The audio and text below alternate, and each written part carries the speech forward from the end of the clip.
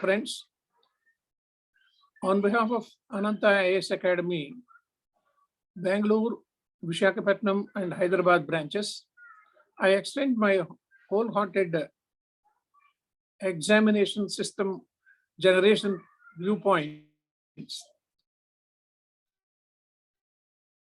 to all the candidates of the prelims civils examination on 5th June 2022.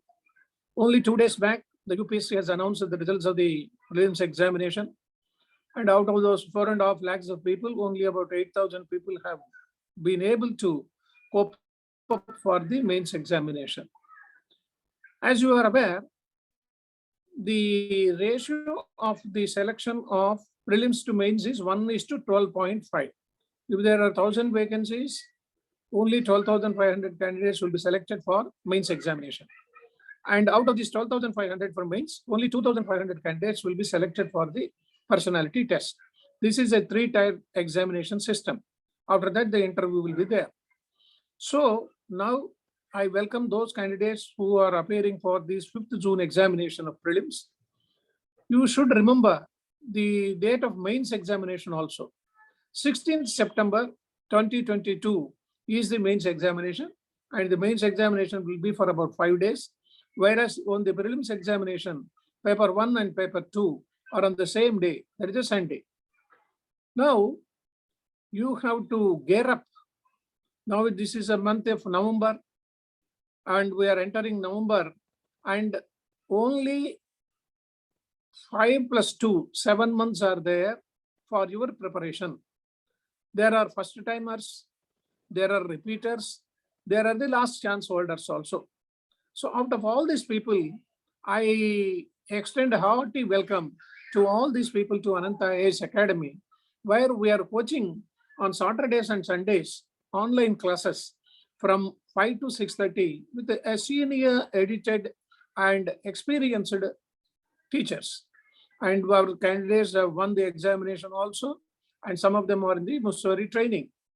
Now, my main thrust is you should cope up with the current affairs. Unless you are thorough with the current affairs, you read the newspaper. It can be Hindu, it can be Times of India, it can be Deccan Chronicle, Hindustan Times, and Insights India, or whatever it is. You should be thorough with the current affairs also for the prelims examination. And the prelims examination, as you are very well know, there are 2 papers. The first paper contains GS paper 1, 200 marks, 100 questions, and the time given is 2 hours. Within these 2 hours, you will be writing 100 questions, just marking ABCD. But to run through the entire 100 questions, it takes you minimum 30 minutes. Then you have to think over whether this A is good or B is good or A, B, C, or both of them are good. Like that, it is a very puzzled question. So unless you read thoroughly and unless you prepare well with the previous question papers, my suggestion to you, all of you, will be you just answer all the previous question papers right from 2010 to 2021. You go through and have the drill.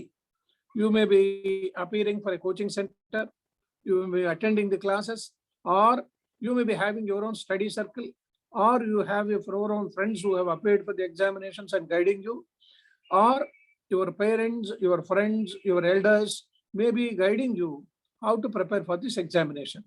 Now, I have a suggestion to you. There are 7 segments in the prelims examination question paper, GS paper 1. Out of these 7, economy is there, public administration or political science, history, geography, current affairs, environment. All these 7 segments, you prepare your own notes. You go through the current affairs. And current affairs, normally out of the 100, there may be 10 questions. And environment, one of these years, they have given 14 questions. Sometimes it varies. It doesn't mean that out of the 7 segments, 100 by 7, and each segment will get about 12 papers, 12 questions or whatever it is. And the answers given below for that particular question is also a little thrilling. You will not be able to find out the correct answer within few seconds unless you have the thorough knowledge and the background of the subject. So out of this history, the freedom movement is more important. The history of the earlier Mauryan period or historical significances, you should note down. And the years and the constitution also, that is also more important. The constitutional amendments which they have made and the constitutional provisions which they have made, right to work, right, and all these duties, everything you should be thorough with it. And the Supreme Court decisions recently taken during the last 1 year or 2 years, and the Parliament seminars and Parliament diabetics. Diabetics means every time Parliament is in a very, very difficult situation, and this question session is diverted, and the chairman of the Rajya Sabha or the speaker of the Lok Sabha, he is feeling very, very, very, very ugly scenes in the Parliament. So these Parliament bills passed and the acts amended and the acts approved by the President of India, all these things you have to note down.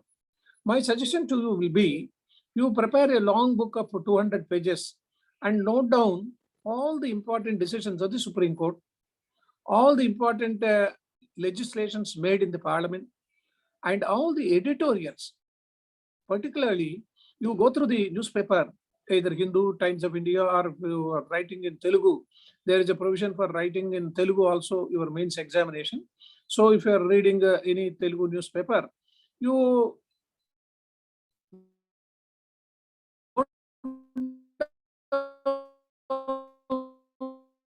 editors attended the Rome conference. Here I will the 2nd of November.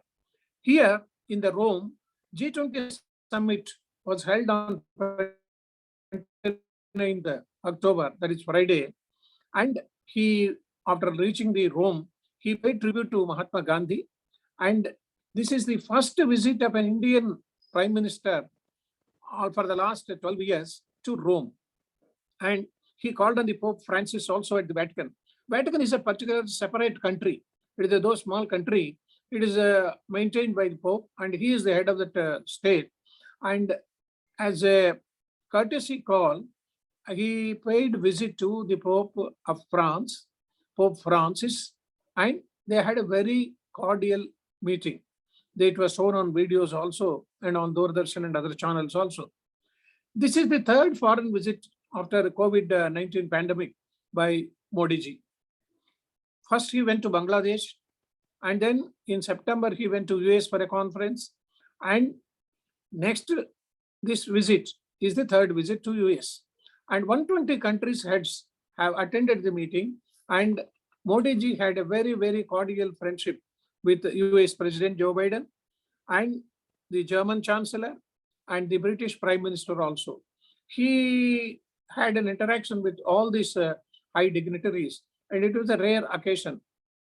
And in the next leg of the visit of US, he will be attending the conference of parties at Glasgow.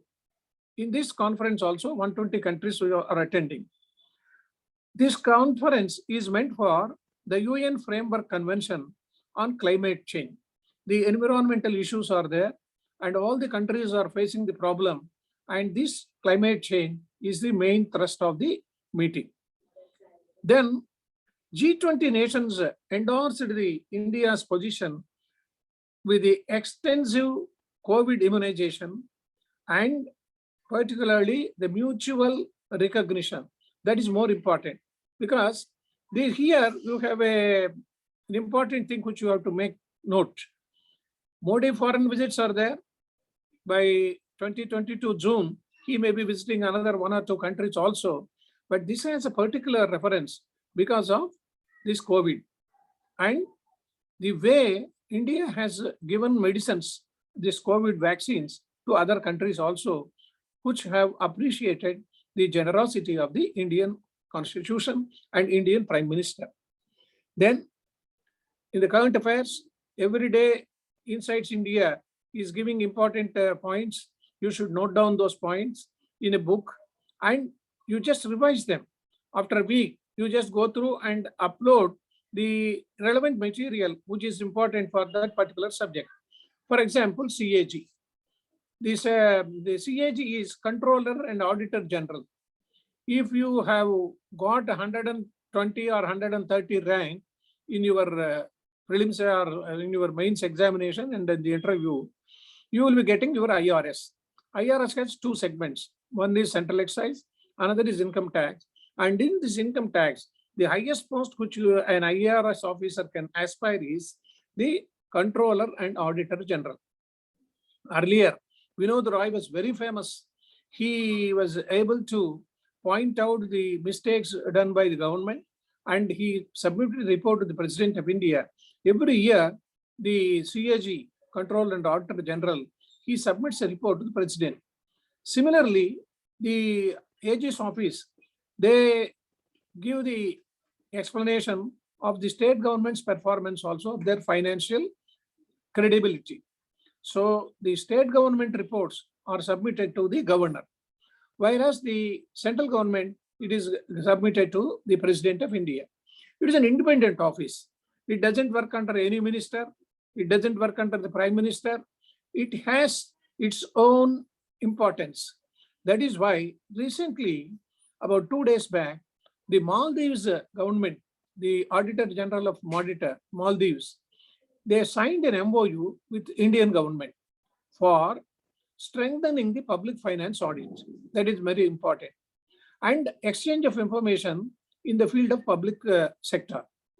These important things which you have to note are, there were two important personalities who were up to the mark, and T.N. Chaturvedi is one among them. He was an income tax officer, and then finally he became the CAG, and then he was the governor. Unknown caller. He was the governor of Karnataka also, and he was the chairman of the IIPA. He was a very, very integrated officer. His integrity was up to the mark. Here in this CAG, you have to go through the reports which they have submitted in earlier years, and what were the main mistakes which the government has, Rafael and other things, they have sometimes, they point out the mistakes done by the government. And it helps particularly the Public Accounts Committee in pointing out the mistakes done by the government. So the CAG is another important thing of this week. Then comes the suicides. The CAG, more important thing which you have to, while going through the examination point, you have to note down the constitutional article 148 to 151, where the main criteria of the functioning of CAG is given. Their expenditure also is from the contingent fund. It is not from any ministry or from any government, because they wanted to give it a full-fledged authority. So the importance of CAG you have to mention in your mind. Keep it in mind. Then comes the suicides among the farm workers, which has rose to 18% in 2020. The farm workers, we call it as Raitu Atma Hacha in Telugu. Most of the times, because of their poverty, because of their difficulties, because of their hindrances, they are not able to cope up with their livelihood. So they are committing suicides. Particularly in this year 2020, about 18% of high rise was there in this suicides. Here you have to compare some statistics. You prepare your own notes and then you go about it. Then comes, there was a bill of data protection in 2019, which was passed. This also is an important thing which happened during the last year. So you go through it. Then the main crux of this week's problem is there is no money left in MGNREGA. What is this? It is Mahatma Gandhi National Rural Employment Generation Act. This act came into effect in 2005, and it is a guaranteed right to work. This was a very, very noble idea which was taken by the government of Manmohan Singh ji, and it is there running for the last 16 years. But this year, Out of the 35 states, only 21 states have allocated the funds and they have exhausted the amount. That means out of the 35 states, 21 states have exhausted the money, and by the end of 30th October, that is a financial year of the year 21-22, they have spent more than the amount which they have been allotted. The total expenditure of the entire country was about 80,000 crores. Tamil Nadu and Andhra Pradesh government, they have spent about 137%. If you have allotted amount and if you spend more, 37% more, you have to take some debt or you have to take your own funds. You have to manage your own funds. And it is known as negative net balance. The delayed payment to workers is there. Since the government doesn't have money, either AP government or Tamil Nadu or whatever it is, they have to ask the laborers to wait. And that is why the opposition parties named it as forced labor. What is this MGNREGA? While I was in the panel of interview in 2011, one of the board members who was the chairman of the committee, he was always asking all members who attended the candidates, who attended the interviews, what is MGNREGA? Mahatma Gandhi National Rural Employment Guarantee Scheme. This act came into effect from 2005. The main thrust of the act is 100 days of wage employment in rural areas. Because in rural areas, they are poverty-stricken, famine-stricken, and they are facing a lot of problems. So to cope up with the problems or to undertake an important wage worker, the government has introduced this system of MGNREGA. The worker should be 18 years plus, and he should fill in an application form and give it to the particular officer who is in the village. And the application is thoroughly examined. He should be a local person of the same village or whatever it is. And after the scrutiny of the application, within 15 days, he should be provided work. That is the important thing which you have to note in this act. Suppose there was no work, he will get unemployment allowance, and 100 days of work is to be given for that particular person during a year, the financial year or whatever it is. Recently, there was a proposal to categorize a separate amount for the SCs and STs, since they are not able to get full work, because the amount is spent in general and all are clubbed into that particular segment. So some of the associations and some of the parties, they wanted a separate segment for SCs and STs. Now, in Mahabharata, this is a general question which I am discussing with you.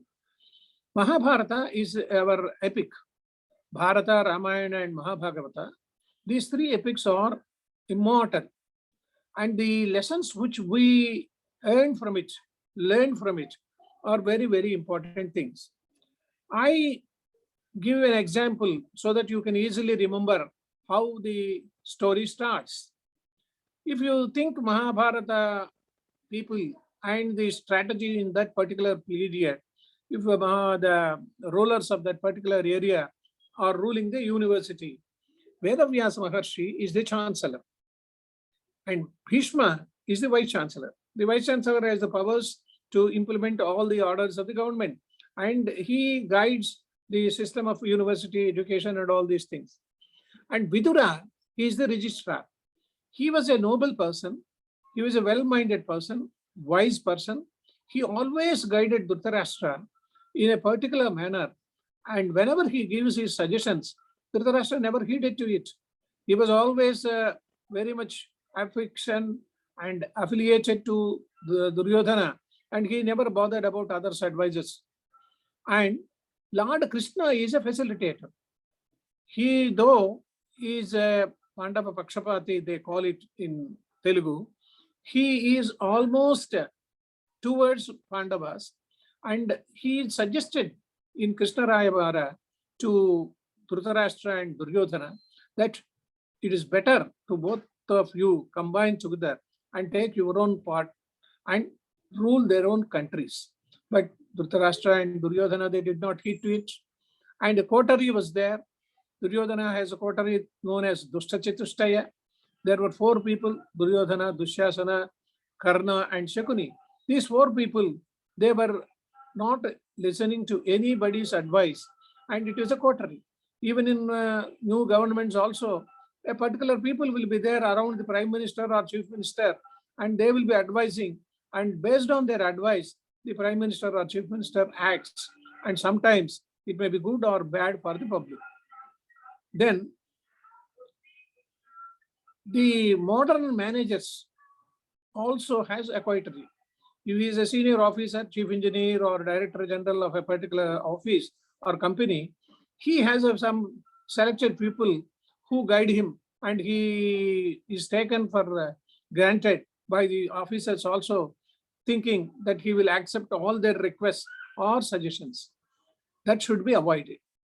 Dharmaraja, while conducting Rajasuya Yaga, he gave preference to Duryodhana. This is a very important point which you have to note when you read the Mahabharata. The way Dharmaraja, that is Yudhishthira, acted and how he gave preference to Duryodhana in conducting the Rajasuya Yaga. That Rajasuya Yaga was conducted to the well-wishers of the entire public, and it was to establish his own rule. So Mahabharata is a living legend. We have Duryodhanas around us. We have Kunti, who got child before marriage. Nowadays it is very, very, very much prevalent. We have Shakuni to mislead the ruler. There are Bhishmas who sacrificed their entire life for the sake of the entire region or cult or the clan. So I'm just repeating the entire story. In the mains examination or in the prelims examination, wherever a quote is needed, you can quote these examples of Mahabharata, in particularly in essay writing or all these things, thinking the Mahabharata actors or Mahabharata candidates, they are equal to our present generation officers or rulers. So here I will take the opportunity of wishing you all the best. And every week I will be giving you guidance regarding the preparation of prelims examination, because we have only 7 months to go, 7 into 30, 210 days. With these 210 days, we will be attending so many marriages and so many functions, and you will be having your own holidays. But you neglect all those things. You concentrate on your prelims examination, which is very, very crux of the entire civils examination. And you are competing with 4 lakhs people. That you should keep in mind. And every time the cutoff mark is different. And every time the students say prelims examination is very difficult. It is difficult. Everybody knows. Out of 4 lakh students, only 1,000 candidates are selected finally. And out of this 1,000, only 150 or 110 people will get their IAS coaching, IAS service. So my request to you all is thoroughly prepare well. Be prepared with your own subject and have confidence to face the examination well. And I wish you all the best.